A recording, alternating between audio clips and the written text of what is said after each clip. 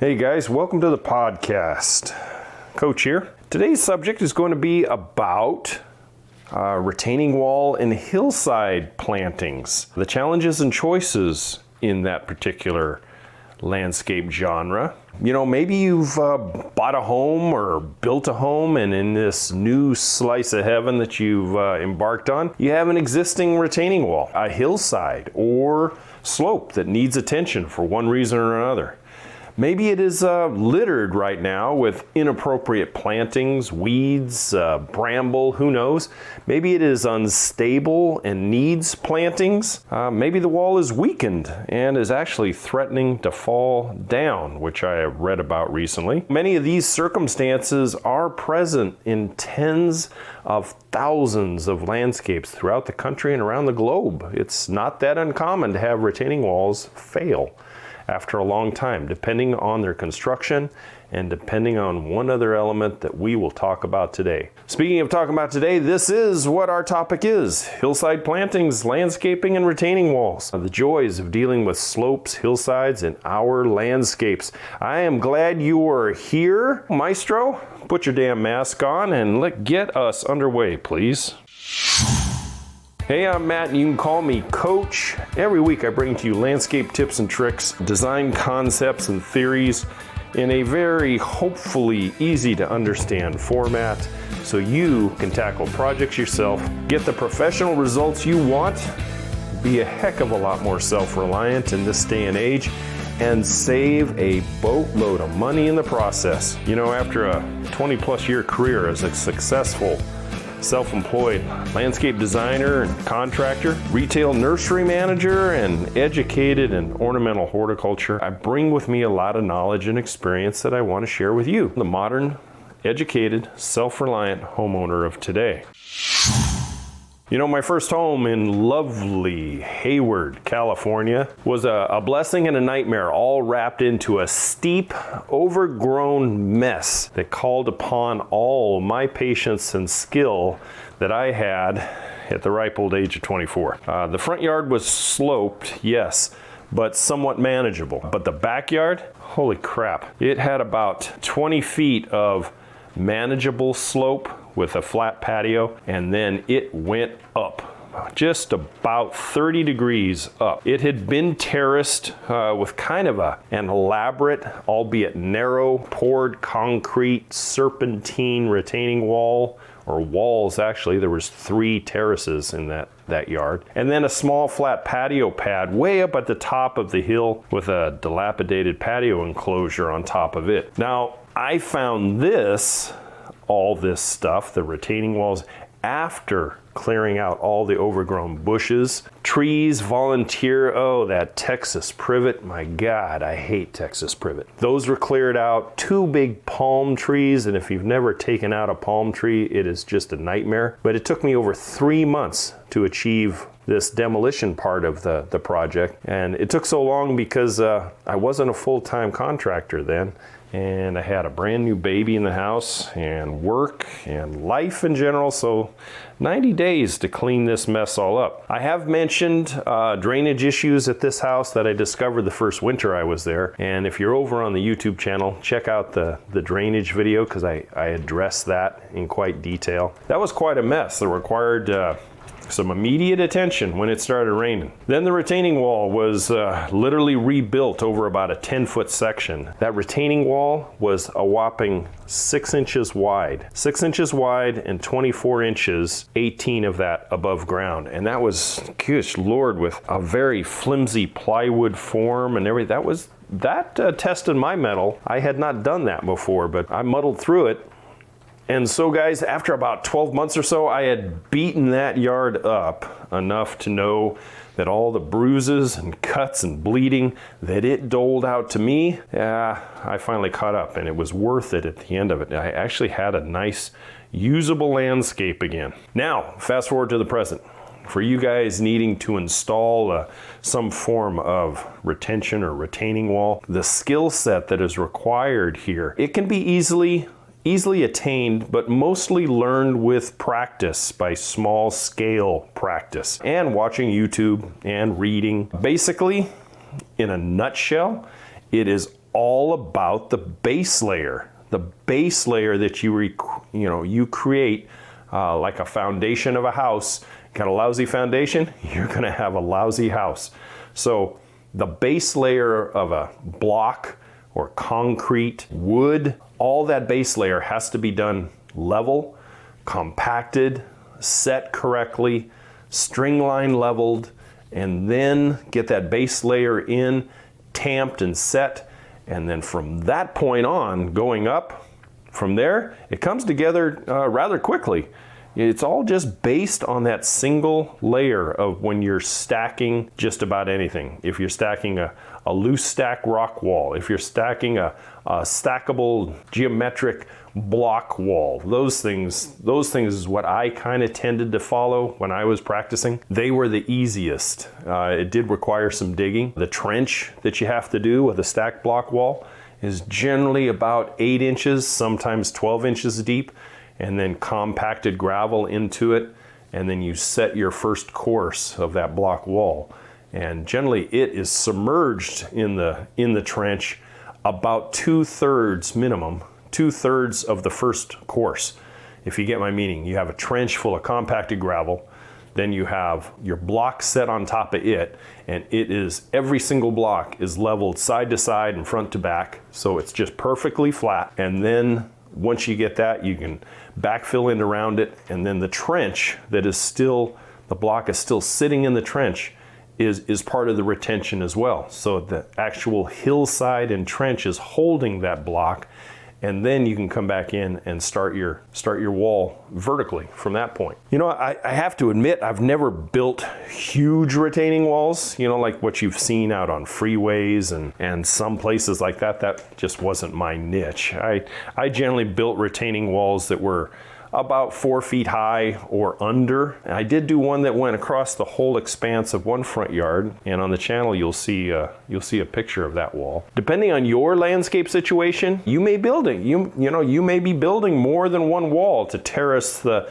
entire length of your slope. Maybe you'll be putting in a wall down at the bottom of the hill to start the retention, and then maybe every 15 feet plus or minus going up from there. You may be putting in another one. It may be on one side of the hill and another wall on the other side of the hill, and you may have some staggered steps going up between the 2, 3, 4, 5 terraces, and you can really create a really nice landscape and a usable landscape.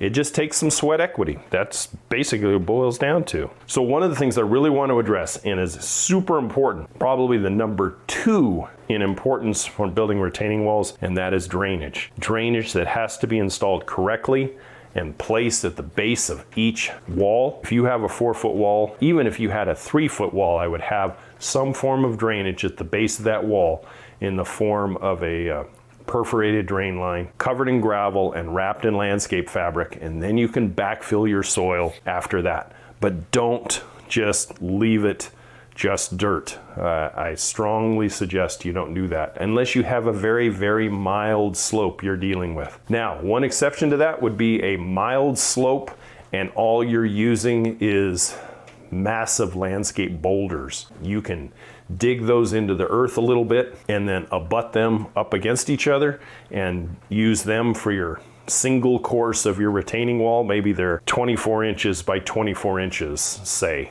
and you can put those together because they won't have a solid water retention ability. Water is going to be able to percolate out through the gaps in a boulder wall. So, but that only really applies to those mild slopes. If you have 20 degrees or more, I would still put a drain line in behind those as well. Let's see. Hey, backfilling, once you start backfilling, you've got your drain thing in there, you're backfilling these layers. It is really important. You'll probably be using some of the native soil that you've excavated out and you're putting it uphill initially, and now you're pulling it back down against your wall. I would really urge you to use imported soils too and mix it with the native soil. That will really make the plantability and growability much more successful. And then, like we've already done our drainage installation, we want to make sure that the imported or native soil that we put back in there, we compact down a little bit. And if you're using 100% native soil, there's nothing wrong with that, but I would introduce some organic amendment, and when you're all done, maybe till it a little bit and then compact it down. Now, if you got steps and stairs are a bit of a challenge, but they can be placed, you know, very easily. You just have to do a little bit of math using the old rise and run methods. You know, you measure the height of your slope from the bottom of your project to the top of your project, and then what that length is. And you can generally look at about, this isn't a stairway going from your living room to your bedrooms in your house. This is a landscape. So you can do 10-inch rises, and then the runs between each rise can be a couple of feet, 3 feet maybe, if you can get that much, and then another 10-inch rise. That would work. There would be no problems doing that. And you can use leftover block, you can use flagstone, you can use bluestone, whatever you might have available to you in the area that you live in. That's the easiest way. Chop those steps into the hillside and then create a flat area, put your block or your stone up against the step part and just excavate it out. I've found a lot of pictures for you to look at as we're going through this podcast, but that doesn't do much good on the podcast, so check out the channel when you get a chance. A lot of picture information that's going on over there this week. So, Yard Coach on YouTube. So, moving forward, what about irrigation? I am a strong purveyor of drip irrigation. I do not like using spray irrigation for hillsides. Number one, unless you're going downhill, you'll lose a lot of your pressure pumping water uphill unless you use drip, because drip does not require that much pressure. So depending on the size of your project, maybe 1 or 2 valves might get the whole thing done. I really like this because for a couple of reasons. One is obvious water conservation. You're not throwing a whole bunch of water on this hillside every time you water. You're putting that water directly at your plant's needs, right at the ground level, and then you're mulching over it. So that direct application of the water just serves that, and you're not saturating the whole hillside. And for the ability just to avoid overwatering. When you're using hillside sprays, depending on the time of day or night that you're watering, you're saturating other areas, and you really invite germination of other things other than your ornamental or sustainable plants. Let's just fast forward a bit, shall we? The hillside is retained to whatever degree you've decided to do. You know, you put up your block wall, your boulders, your concrete, your stacked, cinder block, whatever you've done. It is all cleaned and weeded and is ready to install your planting plan. And notice that I said planting plan, and just like all the other podcasts and videos that I do here at the channel, plan it out. Just don't willy-nilly it. Do a little due diligence, do a little research on things that really look nice, and then execute. I think that hillsides are really a beautiful tapestry for a landscape. They're just naturally tilted right to your eye. You have the whole thing. We're not talking a flat plane, we're talking an inclined slope, and it's just a beautiful way to landscape with the picture or tapestry right in front of you. Now, if you're having a downhill slope and you're doing it, then you have a bird's eye view looking down on it, which is also a very unique angle on which to enjoy a landscape. Choosing the hillside plantings is based on a couple of criteria. The first one, if you're going ornamental here, the first one is stabilization. A good planting plan with ground covers and shrubs and small trees and whatnot, with the root systems and everything, you're going to really stabilize those terraced hillsides rather quickly. Second would be height and the correct placement of height throughout the hillside. You can have really a staggered type of small trees throughout the hillside, and then you can have understory plantings and then understory. You do perennials and ground covers and annual color if you choose to. And third would be the environment in which you have the landscape in. You out in the desert, you way up north, you down south, so it all boils down to planting is local, right? So check out some of the nurseries in your area. Make friends with one of the local nursery people there, the knowledgeable ones, and say, hey, this is what I've done, and show them a picture on your phone. And I'm going to be landscaping this, and I need your help on some good selections. And tell them what this landscape is going to be used for. Is it going to be ornamental, or a mixture of ornamental and sustainables with some fruit trees and veggies, etc. I think ground covers are a good stabilizing plant, but use caution in your selection. You know, ground covers, there's some like Hans or Algerian ivy. Oh my God, please guys, stay away from that stuff unless you plan on being out there and monitoring it all the freaking time. That stuff can just take over a landscape, and I do not suggest it. I do not suggest any form of bamboo, including clumping. I think that people's tastes change over time. Also, if you resell the property, bamboo can scare a lot of people off. Selections that I have used, you know, check these out if you want to take a note, or just play it over and over or whatever. I'll also have it up on the channel later today. But here's some of the ground cover selections that I've used in hillside terracings and stuff that I've done over my career. One would be Lysomachia or Creeping Jenny. I really like the green one is fine, but I kind of like the chartreuse one. Blooming African Daisy, both clumping and trailing. Myoporum parvifolium. It's a very fast growing ground cover. I like to let it run au naturel and try to plant it in a way that is not going to overcrowd it where you're going to need to clip it, because as soon as you clip it, it wants to mound up. It really does, and I don't like it getting tall. I like it staying at ground level. Trailing Gazania is another one.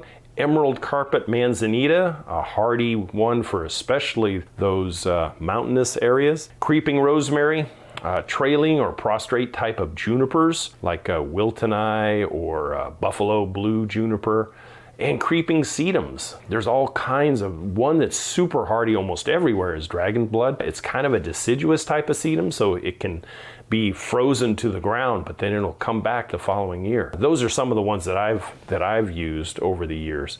I also like using small scale trees, like if the environment calls and it works, try Japanese maples. Small scale, good fibrous root system, and a lot of character. Crepe myrtles also. Some people say they don't like them, but man, I'm a big fan of crepe myrtles. I really am. I've used them a lot, and although I don't butcher them every winter, I do some decorative pruning on them, and I think they stay really, really nice. I love the fall color, and as long as you don't have a lot of flower drop all over cement and stuff, the flowers can sometimes stain cement. In this case, I think it'd be a perfect thing for a hillside. Some of the flowering viburnums, multi-trunk snowball bush and stuff like that. Fruitless olives, great one for out west. One of my favorite birches, a dampened down, much more controllable type of birch called the Giacomonte birch or the Himalayan white birch. In our area and not the Himalayas, they tend to stay much smaller, like the 20-foot level. And then dwarf Alberta spruce, if you like to put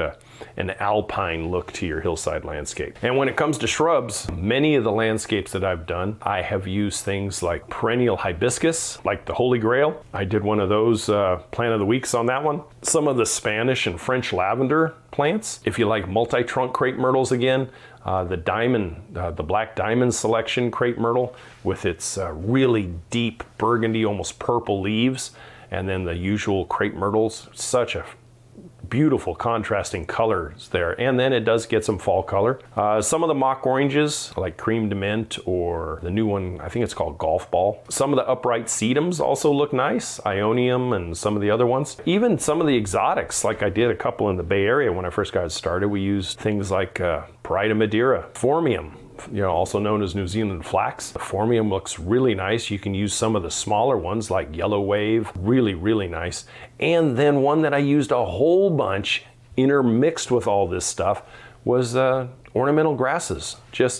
I used a bunch of ornamental grasses. Dwarf fescues, miscanthus, calamagrostis, all of these guys like Carl Forrester, things like that. Those really work well and a great stabilizer. Now, getting to the heart of my hillside plantings though, that I have done are the perennials. The perennials are what they're the icing on the cake. Those trees and shrubs are the cake, and then this is the icing. And I used to love things that would spill over some of the retaining walls and the boulders, things like Swan River Daisy, Brachycomb, asters, daylilies, some of the dwarf agapanthus. There's one, the complete name escapes me, but it's zebra, because it's a variegated dwarf agapanthus.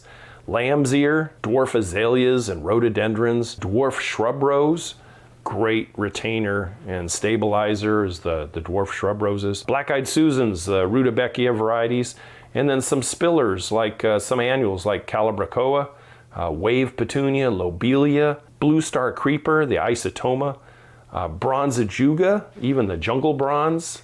And there's some other ones out there now. They've got some new varieties that are just really dark colored. And some of the Cerastium snow and summer mixes, which is the gray foliage with white bloom. When I got done and got all the planting in, I always made sure that every plant, even the ground cover, had just a little bit of a water basin around it. So when you did your irrigation system and you got your emitter at every plant and you have ground cover areas, that's where I used to use the micro sprays to get the ground covers off to a good start.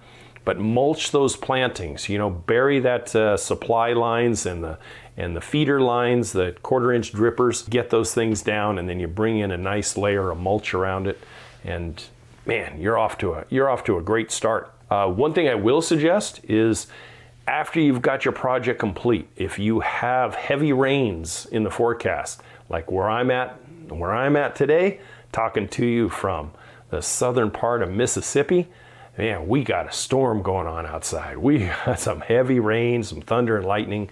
We want to go out there and inspect, especially if you have that drainage going on. Make sure that it's working, and make sure that you don't have any washings, that you know that you've compacted everything down. The mulch will hold things in place, but you just want to inspect a little bit. Now let's talk about some luxury items. Let's talk about something that looks really good out on those hillsides, and that is lighting. If you decide to do some lighting, man, uplights on trees and shrubs, even the wall itself can be highlighted with angle lighting, and not something you might want to consider is to light up that hillside. And it also helps as far as just navigation, stepping up through the walkway areas of your hill. You can put some path lights right on either side, spaced out about every 10 or 12 feet. Makes it really nice to get up and down the hill if you want to show it off there on a warm summer evening. Also, it's maybe a little advanced, but it is what it is. And that is water features on a hillside. I think that some of the most beautiful naturalized hillside landscapes with retaining walls and stuff involve pondless waterfalls or ponds and waterfalls.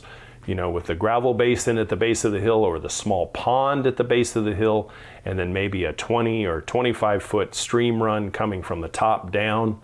Oh my God, talk about spectacular ambiance. And light that thing up at night, you got quite a showplace going on then. So, hey, what did you think about hillside landscapes, the challenges and the choices? I wanted to give you a look into that. Maybe some of you have that situation you're facing this year or next, and I'd love to talk to you more about it in the comments. And email me anytime if you have this topic or any other topic. You can always email me. And so there you go. One thing I do want to do, because I'm starting it this week, I wanted to thank one of our subscribers and one of our followers. His or her name is REW. I don't know who that person is, but they asked to hear something about this. So there you go, Ari, on the channel asking about this topic. I hope you and everybody got some useful information out of this. If you would like a topic discussed here, check out the email below or drop me a comment, either here or over on the YouTube channel. I love providing info based on a subscriber's direct needs. Instead of me just deciding what to do, someone says that, and Ari asked for it, and I thought, heck, that's a good topic, and here you go. So we're at the end of our podcast today. Check out that 15-step DIY checklist for you landscapers getting off on a project of your own. Always available here at the email. And then I'll catch you guys next week. If you don't mind sharing the podcast, and let's drive this channel through the roof, shall we? Hey, spring is here. We're close to it for some of y'all. So let's get out there and create. Let's build and grow something, shall we? Hey, my name's Matt. You can call me Coach. You guys take care. I'll see you next week. Bye-bye. Thank you for listening to this episode of Yard Coach. Check out the original videos on YouTube at Yard Coach or email Coach Matt at youryardcoach@gmail.com. And hey, did you get your free 15-step landscaping project checklist? Check out the podcast description below for the link to your free PDF, as well as the YouTube channel for more great information for the DIYer in you. See you next week.